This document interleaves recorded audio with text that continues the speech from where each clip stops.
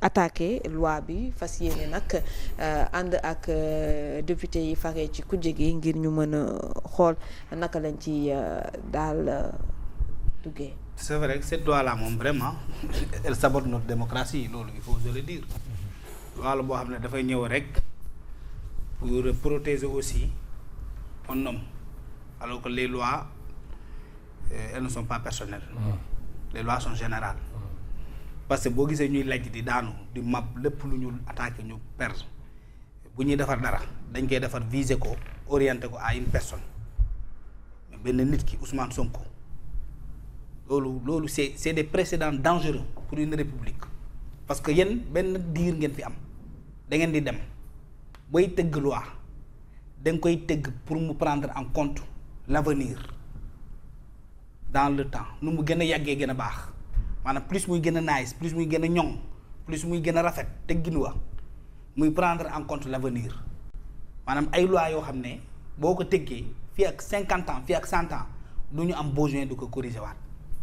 l'expression démocratique moom ak liberté d'expression ak liberté de presse ñoo ànd mais ay compte TikTok yi nga naan moom mooy tax ngay tëgg ay loi ay chaîne YouTube ay créateurs de contenu ay nit ñoo xam ne parfois sax ñoo ci ay dëkk yoo xam ne amoo fa benn contrôle mënoo ko contrôler c'est parce que cette loi là est conçue pour protéger un homme qu'elle n'a pas de sens loolu mooy dëgg bi ñu war a wax nit ñi c'est une loi personnelle destinée à protéger une personne qui a un nom qui a un parti politique qui a une ambition présidentielle et qui pense que président bu fi nekk ànduñu du ko protéger parce que moo ko waxoon le président ne me protège pas comme le président ne le protège pas léegi moom day wut li koy protéger jaarale ko ci ay booyam yoo xam ne c'est des têtes vides loolu mooy dëgg des têtes vides qui ne comprennent rien de la république xamuñu dara ci démocratie xamuñu dara luy nation xamuñu luy état tous ñëw rek parachuté musuñu gérer benn poste dans un poste ministériel aussi important que le ministère de la communication musoo gérer dara état benn entreprise musoo ko yor ñëw parce que tu es un sentimentaliste politique la notion elle est importante toog ci naan dama ko bëgg kenn waru ko laal dama ko protéger ngay ñëw di jalgati suñuy loi di ko teggee nu mu la neex du jàll cette loi viole la constitution en son article 11 qui dit quoi déglu la rek ngeen xam ne ñii ça bu ñu ko yóbbu constitution conseil constitutionnel normalement ça ne doit pas passer article 11 bi lan la wax la création d'un organe de presse pour l'information politique économique culturelle sportive sociale récréative ou scientifique est libre et n'est soumis à aucune autorisation préalable xanaa lii leer na lii c'est la constitution léegi yow li nga waroon def mooy peut-être sax dem référendum wala jaar par assemblée nationale tu modifies d'abord cet article là ensuite nga soog a teg leneen ci kawam mais modifié wu lii parce que ñoom respecté wuñu constitution seen yoon nekkul ci constitution lu leen neex la ñuy def la constitution elle est là pour ça lépp bépp loi boo andi on vérifie d'abord tu vérifies d'abord sa constitutionnalité xool lu ci constitution wax tu ne dois pas aller ni au-delà ni à n'importe quel autre niveau parce que la constitution elle est là pour réguler la loi nga ñëw léegi defar sa loi naan woy bu Kandé toogee fii neen Ousmane Sonko rafetul maa ko gën a nekk Casamance offense la léegi nga jël loi boobu jox ko benn nit nee ko yow am nga léegi doole supprimer sans beneen avis bloqué dóor daan loolu république la loolu démocratie ça c'est pas la démocratie ça ñii ils ont une autre ambition sauf le renforcement de nos acquis démocratiques ils sont en train dañuy mabbal li nga xam ne moom la ñu te dañoo xeex nag ba jot ci ay nos pères fondateurs des gens se sont battus pour que Sénégal doon lu mu doon tey devenir cette vitrine en Afrique et dans le monde la démocratie sénégalaise elle est même beaucoup plus solide que la démocratie à l'américaine xaw ma ndax xam ngeen loolu fii la ngay dem voter ngoon à 18h nga xam ku gagné ngay suba nga dem xëy liggéey quelques mois plus tard président bi daanu organiser même lui-même il organise sa succession son remplacement Macky Sall moo organiser lépp jox la xaalis tegal la añ bi nga añee keroog lu ñu Bassirou Diomaye Faye añee Macky moo ko dépensé moo joxe dépense bi carburant bi ko jëlee këram yóbbu ko fallait mu doon de passation de service président sortant bi moo ko jox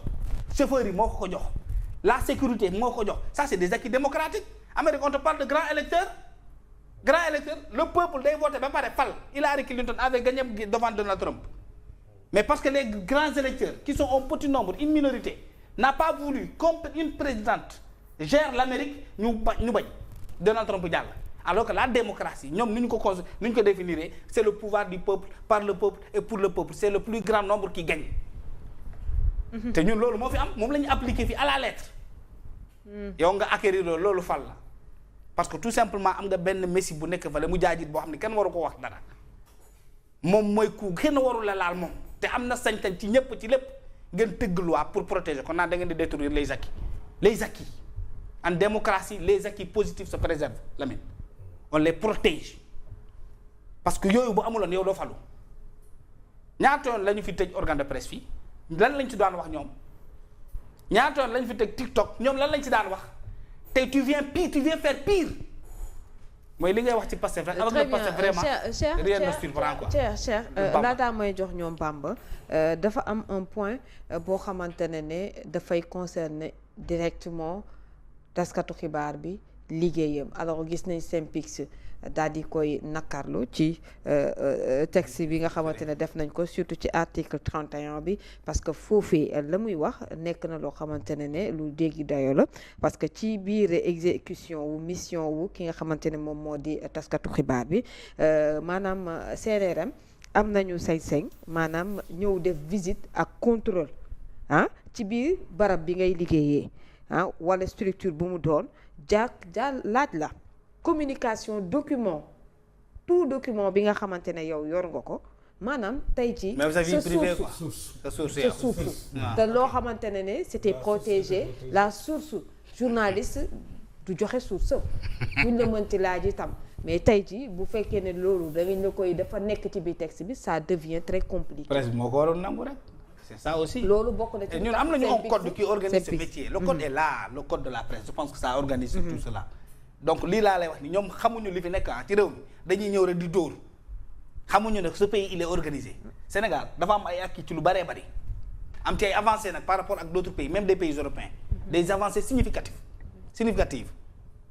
des succès des réussites code de la presse bi lu ñu leen ciy laaj ñëw def ko pour ñu am suñu jàmm lu tax defuñu ko yow yaa ngi nii yor xaalisu journaliste ñaari at mënoo ko joxe ngay andi ay loi yow kenn laaju leen loolu c'est que ñun lu ñu leen laaj lañ deful Pastef luñ ko askan wi musa laaj duñ ko def ce régime là je veux dire boo waxee Pastef sax nga singulariser c'est un régime lii askan wi di xaar ci ñoom ba léegi nekkuñ ci ñoom lu ñu bëgg a def ci loolu lañ nekk te lu ñu bëgg a def du loolu askan wi di xaar ci ñoom loolu mooy jafe-jafe nguur gi yow yaa waxoon ne presse boo ñëwee day gën a ñoŋ day gën a nice ba ñun ñu yaakaar ne ñun ñëpp bu ñu faloo rek ñu ubbi organe de presse muy commencer di jolli muy neex nga ñëw mabal presse code de la presse bi am na lu mu wax pour le journaliste pour sa carrière nga war ko appliquer jàllu Lamine yow li fi ne ba pare doo ko toppatoo ba pare ba mu sotti nga soog a dolli leneen il faut attaquer cette loi là. très bien attaquer cette loi gis nañ Mamadou Ibra Kane wi jiite CDEPS wax nañ ci génne nañ